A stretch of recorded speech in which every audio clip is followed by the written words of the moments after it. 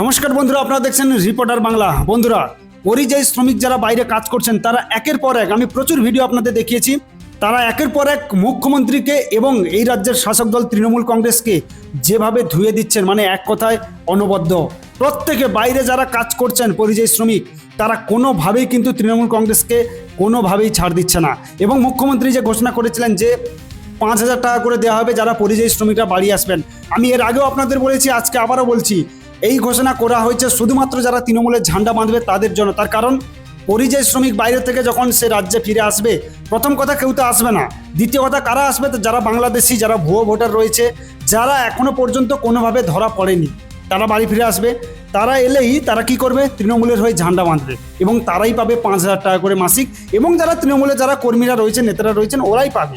কেন কোনো পরিযায়ী শ্রমিক যারা সত্যিকারের বাইরে কাজ করেন, যাদের সংসার চলে, তারা কোনোদিনও আসবে না। আসবে কারা, এই বাংলাদেশি অনুপ্রবেশকারী বাংলাদেশি রোহিঙ্গা, এরাই বাড়ি আসবে। এবং যারা তৃণমূলের যারা চোর চিটিংবাজ যারা নেতারা রয়েছেন, ওরাই কিন্তু এই টাকাগুলো পাবে। এবং এই মুহূর্তে আপনাদের একটা ভিডিও দেখাবো, একজন পরিযায়ী শ্রমিক, তিনি একটি মেয়ে, তিনি বাইরে নার্সিংয়ের কাজ করেন। তাহলে আপনাদের প্রশ্ন থাকতেই পারে যে পশ্চিমবঙ্গে কি নার্সিংয়ের কাজ নেই? আছে, প্রত্যেকটি জায়গায় আপনারা খবর নিন, যে কোনো নার্সিংহোমে ব্যাঙ্গালোর থেকে নার্সিং পড়ে এসে তারা এখানে 7 থেকে 8,000 টাকায় কাজ করছে। যে কোনো নার্সিংহোমে আপনারা জিজ্ঞেস করে নিন। এবং সেই বোনটি কিন্তু বাইরে কাজ করেন, তিনি সেই ভিডিও করে পোস্ট করেছেন এবং সরাসরিভাবে দায়ী করেছেন রাজ্যের মুখ্যমন্ত্রী মমতা বন্দ্যোপাধ্যায়কে। আপনারা পুরো ভিডিওটা দেখুন, দেখলে বুঝতে পারবেন।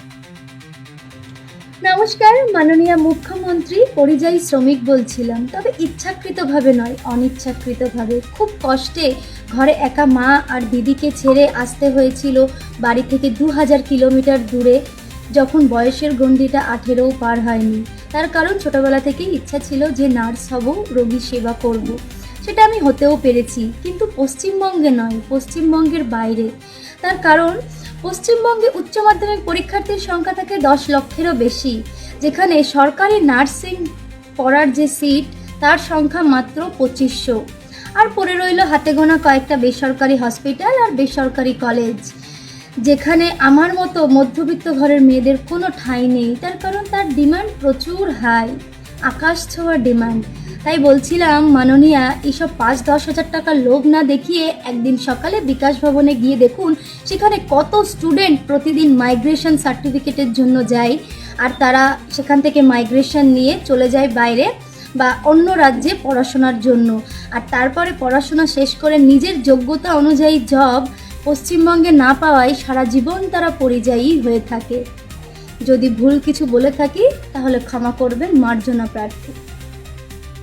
তো বন্ধুরা, আপনারা অবশ্যই ভিডিওটা দেখলেন। ইনি পশ্চিমবঙ্গের বাসিন্দা, ইনি পড়াশুনো করেছেন নার্সিং নিয়ে, তার ইচ্ছে ছিল নার্সিং হওয়ার, তিনি হয়েছেনও, কিন্তু তিনি কাজ করেন পশ্চিমবঙ্গের বাইরে। কেননা পশ্চিমবঙ্গে এখানে কোনো কাজ নেই, আর এখানে আপনি যে কাজ করবেন ওই 7 থেকে 8,000 টাকা, এর বেশি কেউ আপনাকে দেবে না। তাই তার স্বপ্ন ছিল, তার বাড়িতে তার অনেক অসুবিধা, তাকেও কিন্তু পশ্চিমবঙ্গ ছেড়ে, একটা মেয়েকে পশ্চিমবঙ্গ ছেড়ে কিন্তু বাইরের রাজ্যে যেতে হয়েছে কাজের জন্য, শুধুমাত্র এই রাজ্যের শাসক দল আর মমতা ব্যানার্জির অপদার্থতার জন্য। মানে বুঝতে পারছেন তো আপনারা কোথায় রয়েছেন? পশ্চিমবঙ্গ এখন মানে দুষ্কৃতীদের একটা স্বর্গরাজ্য হয়ে গেছে। এবং এই রাজ্যে খুন, চুরি, ধর্ষণ এগুলো তো মানে ডেলি বেসিস। তৃণমূল আসার পর থেকে মানে 99% বেড়ে গেছে। এরকমই হচ্ছে তৃণমূলের কন্ডিশন এখন হয়ে গেছে। যাই হোক, ইনি ভিডিওটা পোস্ট করেছেন, আমি ফেসবুক থেকে ভিডিওটা পেয়ে আপনাদের দেখালাম। উনি পোস্ট করেছেন এই ভিডিওটি এবং শেষে উনি বলছেন যে যদি কোনো ভুল হয়ে থাকে, মানে কতটা ভদ্র একবার চিন্তা করুন, যে যদি কোনো ভুল হয়ে থাকে, মমতা ব্যানার্জিকে উদ্দেশ্য করে বলছেন। মানে এই রকম মুখ্যমন্ত্রীকে মানে সবাই, যে কোনো পরিযায়ী শ্রমিক আপনি বাইরে দেখুন, প্রত্যেকে ধুয়ে দিচ্ছে, প্রত্যেকে। যাই হোক, যদি আপনাদের কিছু বলার থাকে অবশ্যই কমেন্ট করে বলবেন। সবাই ভালো থাকবেন, সুস্থ থাকবেন।